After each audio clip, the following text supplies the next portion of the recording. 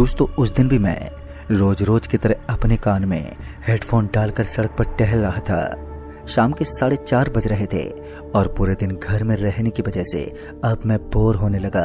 इसी बीच मेरे फोन की घंटी बजी तो मैंने देखा कि नितिन कॉल कर रहा है और जब मैंने कॉल रिसीव किया तो नितिन ने बताया कि हमारे गांव के एक नाले के पास किसी का एक्सीडेंट हुआ है। अब मेरे अंदर भी उस एक्सीडेंट को देखने का उतावलापन बढ़ने लगा तो मैं जल्दी से उस नाले के पास पहुंच गया तो मैंने देखा कि सच में वहां किसी का बहुत ही बुरा एक्सीडेंट हुआ था। सड़क पर उस आदमी के सर के 2 टुकड़े हो चुके थे और वो मर चुका था। उसकी डेड बॉडी को एम्बुलेंस में डाल दिया गया और फिर वो एम्बुलेंस वहां से निकल गई। मैं भी एक अस्पताल में काम करता था और जिस अस्पताल की वो एम्बुलेंस थी उसी अस्पताल में मैं भी एक एम्बुलेंस ड्राइवर था। गवर्नमेंट नहीं पर प्राइवेट ही सही, पर एक अच्छी जॉब करता था मैं। अगर मुझे सालाना एक अच्छी रकम मिले तो आखिर क्यों मैं उस काम को घटिया बता दूं। मगर फिर दूसरे ही दिन मैंने भी अपनी जिंदगी का सबसे खतरनाक एक्सीडेंट देखा। ये एक्सीडेंट कुछ ऐसा था कि मैं सड़क पर खड़ा होकर उल्टियां करने लगा। पूरी सड़क मांस से लबालब भरी हुई थी और उस आदमी का पूरा बदन सड़क से एकदम चिपक चुका था। मगर फिर हमने उस आदमी की हड्डी पसलियों को प्लास्टिक की थैलियों में कैद कर लिया और उसके मांस के टुकड़े भी बहुत गंदी तरह उठाकर थैलियों में पैक करने लगे। ये मैंने अब तक का सबसे भयानक एक्सीडेंट देखा था जिसमें आदमी के चितड़े कर दिए गए। मैं रोज रोज काफी तरीके के एक्सीडेंट देखा करता था लेकिन ये उनमें से सबसे भयानक था। उस वक्त रात का समय था और मेरे साथ सिर्फ 2 जने थे जो वहां पर अभी अभी नए डॉक्टर बने थे। लेकिन अब उस जगह किसी डॉक्टर की जरूरत नहीं थी क्योंकि डॉक्टर का काम अब पूरा हो चुका था। यानी कि उस आदमी की मौत के बाद भला डॉक्टर क्या कर सकता है। और उस आदमी की डेड बॉडी को अस्पताल में तो पहुंचा दिया गया लेकिन फिर पता चला कि उस आदमी की बाइक पर एक और इंसान भी मौजूद था। जब मुझे इस बात के बारे में पता चला तो मैं अकेला अपनी गाड़ी लेकर फिर से उस आदमी को ढूंढने के लिए निकल पड़ा। पहले तो मुझे अपने गांव में हुआ वो एक्सीडेंट याद आ गया जो बहुत ही खतरनाक था और अब जो एक्सीडेंट हुआ था इससे बदतर तो मैंने आज तक कुछ देखा ही नहीं। इतना गंदा एक्सीडेंट जिसने मुझे उबाकियां उठाने पर मजबूर कर दिया। उस वक्त तक किसी तरह मैंने अपने आप को खामोश किया और अभी आगे बढ़ ही रहा था कि अचानक ही गाड़ी में लगी फोन बजने लगी और जब मैंने फोन उठाया तो सामने रमेश डॉक्टर थे जिन्होंने फोन उठाते ही कहा, सेक्टर नंबर 28 और गली नंबर 17 मुंबई सिटी की कंकरी बस्ती, वहां पर एक बॉडी है और तुम वहां पर तुरंत पहुंच जाओ। मैंने भी एम्बुलेंस का सायरन ओपन कर दिया और फिर सेक्टर नंबर 28 की तरफ चल पड़ा। जैसा कि रमेश डॉक्टर ने बताया था, महाराज सूरजमल गेट के नीचे एक डेड बॉडी पड़ी थी। जब मैंने मैप पर लगाया तो पता चला कि यहाँ से करीब 13 किलोमीटर आगे बता रहा है। पहले मैंने एक पुलिया को पार किया और फिर उस सेक्टर नंबर 28 में पहुंचा तो मैंने देखा कि वहां से करीब 1 किलोमीटर पहले ही एकदम वीरान इलाका शुरू हो गया। चारों तरफ अंधेरा था और गाड़ी में एक अजीब सा सन्नाटा, मानो सब कुछ चुप हो गया हो। बहुत ही ज्यादा दिमाग लगाने और मशक्कत करने के बाद मैं एक गली में पहुंचा तो मैंने देखा कि वहां पर मुझे कोई भी नजर ही नहीं आया। मैंने वापस से रमेश डॉक्टर को फोन किया तो उन्होंने कॉल रिसीव करते ही मुझे सामने से पूछा, अरे भाई क्या हुआ, कहाँ हो तुम और अभी तक तुम दूसरी बॉडी को लेकर नहीं आए। इतना सुनते ही मैं पूरी तरह से अचंभित रह गया। मैंने सामने से कहा कि मैं सेक्टर नंबर 28 में हूँ लेकिन यहाँ तो मुझे कोई दिख ही नहीं रहा है। इतना सब सुनते ही रमेश डॉक्टर मेरे ऊपर भड़क पड़े और वो मुझे भला बुरा कहने लगे। लेकिन ताज्जुब की बात तो ये थी कि कुछ देर पहले ही उन्होंने मुझे उस डेड बॉडी के बारे में बताया था। जब मैंने उन्हें बताया कि आपने मुझे यहाँ पर भेजा है तो उन्होंने बताया कि वो तो पिछले 7 घंटे से ऑपरेशन थिएटर में किसी की बॉडी का ऑपरेशन कर रहे थे। ये सब सुनकर मैं बहुत चक्का रह गया क्योंकि ऐसा तो मुमकिन ही नहीं था कि वो मुझे कॉल ना करें, क्योंकि उनके कॉल करने पर ही मैं यहाँ तक पहुँचा था। अभी भी मुझे लग रहा था कि शायद डॉक्टर साहब किसी चीज को भूल रहे हैं तो मैंने उन्हें याद दिलाने की बहुत कोशिश की लेकिन वो बार बार यही कहते रहे कि 7 घंटे तक उन्होंने किसी से बात ही नहीं की। मगर मैं इस बात को मानने के लिए तैयार ही नहीं था कि ऐसा मुमकिन नहीं है। इसी बीच नेटवर्क इशू होने लगा और गाड़ी अचानक ही जोर जोर से हिलने लगी थी। ऐसा लग रहा था मानो अचानक ही गाड़ी के अंदर किसी ने दस्तक दी है। फिर गाड़ी का दरवाजा एकदम से खुल गया लेकिन पीछे वाले दरवाजे की चाबी तो मेरे ही पास थी। फिर वो कैसे खुला। जब मैं पीछे पलटा तो मैंने देखा कि कुछ आदमी लोग एक जने की लाश को गाड़ी के अंदर डाल रहे थे। वो 2 जने थे जिन्होंने एक लाश को गाड़ी में डाला था और उनमें से एक बंदा भागता हुआ मेरे सामने आया और गाड़ी का दरवाजा खोलने का मुझे इशारा किया। तो मैंने भी गाड़ी का दरवाजा खोला तो वो गाड़ी में बैठ गया और बोला कि जल्दी चलो वरना इसकी मौत हो जाएगी। उन लोगों की ये करतूत मुझे बिल्कुल भी पसंद नहीं आई। तभी मैं उन पर भड़कते बोला कि तुम लोग कौन हो और इस तरह गाड़ी में कैसे चढ़े। अभी मैंने इतना कहा ही था कि मुझे पीछे से एक बहुत जोर का धक्का लगा और मैं सामने वाले कांच से टकरा गया। मैं भी थोड़ा गुस्से से पीछे पलटा तो मैंने देखा कि जिसने मुझे धक्का मारा था वो अब नॉर्मल इंसान नहीं रहा, बल्कि उसके हाथ काले काले हो गए थे और उन पर थोड़े थोड़े बाल आने लगे और उसके मुंह का आकार अब बढ़ने लगा था। कहीं ना कहीं ये पूरे तरीके से पक्का हो चुका था कि सामने नजर आने वाला ये इंसान कोई इंसान नहीं है बल्कि एक राक्षस ही है और इन्होंने मुझे अपने छल में फंसाकर यहाँ पर बुलाया था। मेरे सामने लगे टेलीफोन पर भी कॉल आना बंद हो गया था। पूरा का पूरा नेटवर्क गायब हो गया था और ये सब कारनामा इन्हीं काली शक्तियों का था, वरना अब तक मैं अपना पूरा काम कर चुका होता और अब मैं उनके सामने अपने घुटने टेक चुका था। मुझे मालूम था कि अगर मैंने कुछ भी करने की कोशिश की तो ये दोनों प्रेत मुझे मार देंगे। तभी उन्होंने मुझे कब्रिस्तान की तरफ चलने को कहा और मैंने भी उनके बताए अनुसार गाड़ी मोड़ ली और कब्रिस्तान की तरफ चल पड़ा। मैं वहाँ के कब्रिस्तान को बहुत अच्छे से तो नहीं जानता था, लेकिन मैं काफ़ी बार उसके आसपास से गुजरता रहता था, तो ऐसे में उस कब्रिस्तान का ठिकाना मुझे अच्छे से याद था। और धीरे धीरे मैं गाड़ी को आगे बढ़ाने लगा। गाड़ी धीरे धीरे आगे बढ़ी रही थी कि तभी मेरे पीछे से घुर्राने की आवाज़ आई, मानो कि कोई कुत्ता बड़ी धीमी आवाज़ में घुर्रा रहा हो। तभी मैंने साइड मिरर में पीछे की ओर देखा तो एक ही पल में मेरे रोंगटे खड़े हो गए और मेरी सांसें एकदम से ऊपर नीचे होने लगी। बदन में अजीब सी घबराहट बन गई। दरअसल पीछे बैठा वो शख्स अब पूरे तरीके से राक्षस में बदल चुका था। उसके मुंह के 2 नुकीले दांत बाहर निकल गए थे, यानी कि अब वो पक्का था कि वो एक राक्षस ही था और पता नहीं अब आगे क्या होने वाला था। अब मैं यही सब सोच ही रहा था कि आखिर मैं करूं तो करूं क्या। समय को ज्यादा बर्बाद ना करते हुए मैंने भी गाड़ी को कब्रिस्तान के दरवाजे के पास उतार दिया और उसके बाद दरवाजा खोलकर मैं नीचे उतरा। अभी तक तो किसी ने मुझे नीचे उतरने से नहीं रोका और फिर मैं चुपचाप सड़क पर चढ़ गया। मुझे पता था अगर अब मैं थोड़ी देर और रुका तो एम्बुलेंस के साथ साथ मेरी भी सामत आ जाएगी और उसी वक्त मैं उस जोरदार सन्नाटे को चीरता हुआ सरपट वहां से भागने लगा और तेज गति से भागते हुए कुछ देर के बाद मुझे लगा कि शायद अब मुझे जिंदा बचने से कोई नहीं रोक सकता और फिर मैं उस कब्रिस्तान से बहुत ही आगे निकल गया। कब्रिस्तान से जिंदा बचकर निकलने के बाद मेरे दिल को बहुत सुकून मिला और तभी मुझे एक बस नजर आई जो सड़क के बगल में खड़ी थी। ऐसा लग रहा था मानो वो मेरा ही इंतजार कर रही है और उस बस को देखते ही मैं जल्दी से भागा और अब तो मैं पक्का हो चुका था कि हाँ मेरा कोई कुछ नहीं बिगाड़ सकता। उसके बाद मैं उस बस के खुले दरवाजे से बस के अंदर पहुंच गया।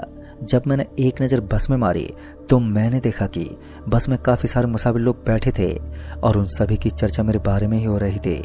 लगातार सब मुझे ही घूरे जा रहे थे।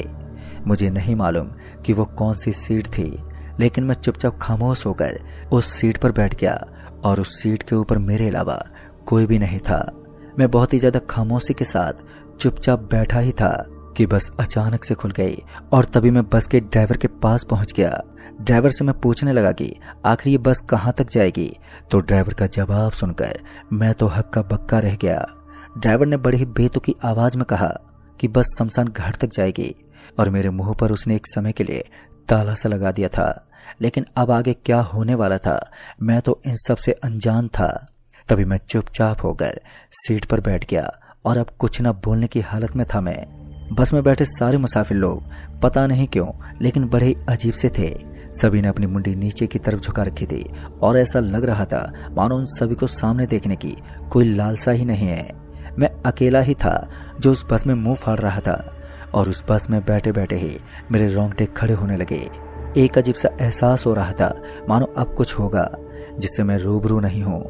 धीरे धीरे पता नहीं क्यों लेकिन मेरी आंख लगनी शुरू हो गई और इतनी घनी रात को चेहरे पर नींद आना कोई बड़ी बात नहीं थी। लेकिन मेरे लिए बहुत ही बड़ी बात थी, क्योंकि अक्सर रात में सफ़र करते वक्त भी नींद मुझे कभी सताती नहीं थी। और आज से पहले मेरे साथ ऐसा कभी नहीं हुआ कि सफ़र के दौरान मेरी आंख लग जाए। फिर मैंने इन सब बातों को एक बार फिर नज़रअंदाज कर दिया और अपनी आंखें बंद करके चुपचाप सीट पर आराम करने लगा। बस उस काली घनी रात को चीरते हुए सपाट पड़ी सड़क पर अपनी हेडलाइट के साथ किसी रेंगते हुए सांप की तरह चल रही थी और मैं बस में बैठा बैठा अब बोर हो रहा था। तभी मैं बस से उठा और दरवाजे के पास पहुंच गया। और जैसे ही मैं दरवाजे के पास गया था कि ड्राइवर ने बड़ी अजीब सी आवाज में कहा, अंदर बैठ जाओ, बाहर तुम्हारी मौत तुम्हारा इंतजार कर रही होगी। इन सब बातों से मेरा गुस्सा अब 7वें आसमान पर चढ़ गया और इस बार गुस्से में मैंने ड्राइवर पर हमला कर दिया। यानी कि मैंने ड्राइवर का शर्ट पकड़ लिया और फिर उस ड्राइवर ने मुझे पीछे पलटकर अचानक से अपने हाथ के लंबे लंबे और डरावने नाखून मेरे पेट के अंदर गड़ा दिए। और उसके बाद मैं उस बस की बीच वाली जगह में गिरा तो मैंने उन सभी मुसाफिरों का चेहरा देखा। तो वो सभी मुसाफिर किसी राक्षस की तरह नजर आ रहे थे। उस रेंगती हुई बस में अचानक ही एक लोहे का सरिया मेरे पेट में घुस गया और मैं जोर जोर से चिल्लाने लगा। तभी एकदम से मेरी आंख खुल गई तो मैं उस बस की साइड विंडो वाली सीट पर बैठा हुआ था। बस अभी भी आगे बढ़ रही थी और मैं एक बहुत ही भयानक सपने से अब उभर कर बाहर निकला था। पूरे माथे पर पसीना पसीना छाया हुआ था। और फिर तभी मैंने बाहर की तरफ झांका तो मैंने देखा कि एक अलग सा स्थान था जहां पर चारों तरफ से खाद्यान्न नजर आ रही थी। और फिर बस एक जगह पर रुकी तो मैंने सोचा कि बाहर उतर कर देख लेता हूँ। और उसके बाद मैं जैसी बस से नीचे उतर गया तो मैंने देखा कि यहाँ की मिट्टी भी बहुत अलग थी और ऊपर आसमान में एकदम लाल लाल रंग का कुछ नजर आ रहा था। थोड़ी देर के बाद जब मेरी नजर उस बस के ड्राइवर पर गई तो मेरे पांव तले जमीन खिसक गई। दरअसल उस बस ड्राइवर के मुंह पर सिर्फ एक कंकाल दिख रहा था और उसका आधा खोपड़ा पूरी तरह से गायब था। कहीं ना कहीं मुझे समझते ज्यादा देर नहीं लगी कि ये एक भूतों की दुनिया है और अब इस बस में बैठना मौत को दावत देने जैसा होगा। और अब बस में बैठना मेरे लिए एक सांप के मुंह में हाथ डालने जैसा था। ऐसे में मैंने जो पीछे की तरफ कच्ची सड़क नजर आ रही थी तो उसी पर पैदल पैदल भागना शुरू कर दिया और तब तक नहीं रुका जब तक कि मुझे कोई तेज रोशनी नजर नहीं आती। और फिर कुछ देर के बाद मेरी नजर एक रेलवे ट्रैक पर गई तो वहां कुछ मुसाफिर लोग मुझे घूमते हुए नजर आ रहे थे। एक दूसरी दुनिया में रेलवे स्टेशन को देखकर मैं थोड़ा हैरान था, लेकिन फिर मुझे लगा कि शायद जिंदगी बचाने का ये मेरा आखिरी रास्ता होगा। और यही सब सोचकर मैं उस रेलवे स्टेशन पर पहुंच गया। और उसके बाद जैसे ही मैं उस रेलवे स्टेशन पर पहुंचा तो मैंने देखा कि उस स्टेशन पर पहले से ही लोगों की भीड़ लगी हुई थी और लोग आपस में बिना बोले इधर उधर टहल रहे थे। मैं उस स्टेशन पर मौजूद एक दुकानदार के पास पहुंच गया जो काला कंबल ओढ़कर सामान बेच रहा था। जैसे मैं उसके पास पहुंचा तो पहले तो उसने मुझसे कोई बात ही नहीं की, लेकिन बाद में जैसे उसने मुझे रोता हुआ देखा तो हल्की सी आवाज में बोला, वैसे तो इस दुनिया से बचकर निकलना आसान नहीं है, लेकिन तुम एक कोशिश कर सकते हो। यहाँ पर तुम्हें जो लोग नजर आ रहे हैं वो सभी मुर्दे हैं और उन्हें पता चला कि तुम एक इंसान हो तो वो तुम्हें कच्चा चबा जाएंगे। यानी कि इस बस्ती में जिस स्थान पर मैं खड़ा था वो एक दूसरी दुनिया थी और ये रेलवे स्टेशन दूसरी दुनिया का एक बेहद ही भयानक रेलवे स्टेशन था जहाँ सिर्फ भूत घूमते हैं। फिर मुझे पता चला कि यहाँ से एक आखिरी ट्रेन गुजरती है जो हमारी दुनिया में जाती है। वो रात के 1:30 बजे इस स्टेशन पर पहुंच जाएगी और अगर मैं फुर्सत से उस ट्रेन में बैठ भी गया तो भी मेरी जिंदगी बच पाना बहुत ही ज़्यादा मुश्किल होगा। हालांकि वो एक ऐसा साधन है जो मुझे अपनी दुनिया तक छोड़ देगा। और उस आदमी के मुताबिक उस ट्रेन का डिब्बा नंबर 21 मेरी जिंदगी बचाने के लिए एक उत्तम रास्ता है। फिर मैंने ऐसा ही किया। उस आदमी के बताए अनुसार ठीक रात के 1:30 बजे का इंतजार करने लगा। फिर जब मैंने अपनी घड़ी में देखा तो 12:27 हो रहे थे और जब स्टेशन के टाइमर की तरफ देखा तो वहां पर 11:52 दिखा रहे थे। यानी कि हमारी दुनिया से यहाँ की घड़ी भी थोड़ी पीछे चल रही थी।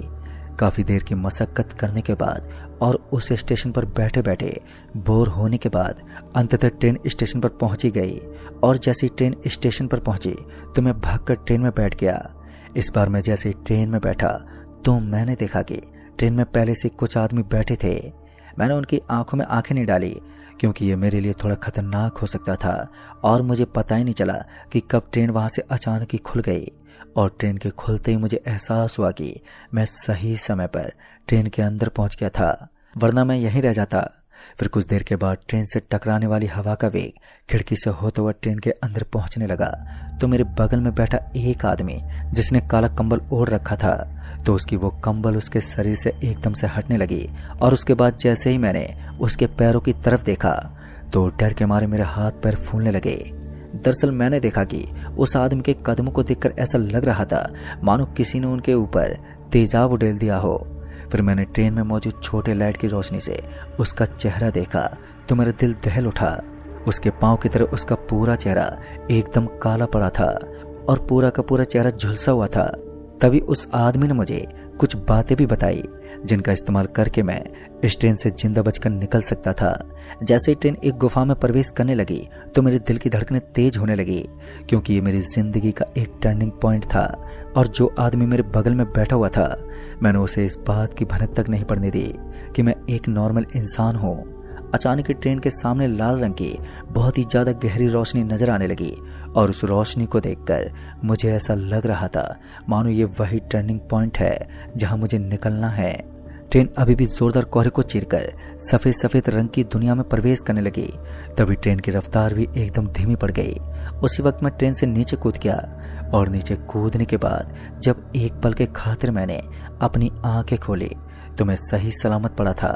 और उसी समय मुझे उसी रोशनी का ताप नजर आने लगा तो मैं बहुत ही तेज रफ्तार के साथ सरपट भागा। अब मेरे कलेजे तक सांस फूल चुकी थी। बहुत ही ज्यादा तेज गति से भागने के कारण मेरे पेट में दर्द होने लगा, लेकिन फिर पता नहीं कैसे लेकिन मुझे ऐसा लगा कि मैं पानी में कूद गया हूँ। और बहुत ही ज्यादा मशक्कत करने के बाद मेरी आंख भी बंद हो गई। और उसके बाद जैसे मैंने अपनी आंख खोली तो मैंने देखा कि मैं उस कब्रिस्तान के बिल्कुल सामने पड़ा था। वो मेरा आखिरी दिन था। और उसके बाद मैंने एम्बुलेंस ड्राइविंग करना भी बंद कर दिया। जब मैंने इस बात की छानबीन की तो मुझे कोई पता नहीं चल पाया कि आखिर वो बस क्या थी और वो दूसरी दुनिया कहाँ से शुरू होती है, क्योंकि उस दिन के बाद ना ही तो मैंने किसी अस्पताल के दरवाजे को देखा और न ही किसी एम्बुलेंस को चलाने की कोशिश की। वो एक ऐसी रात थी जो दहशत की पूरी दुनिया साबित हुई और मैं उसे आज तक नहीं भूल सका हूँ। तो दोस्तों, इस कहानी में बस इतना ही। कहानी आपको पसंद आई हो तो वीडियो को लाइक शेयर जरूर कर दें और साथ ही हमें नीचे कमेंट बॉक्स में जरूर बताएं। तो मैं आपका दोस्त राजकुमार जल्द ही मिलूंगा ऐसी एक और नई कहानी के साथ। तब तक के लिए बाय एंड टेक केयर।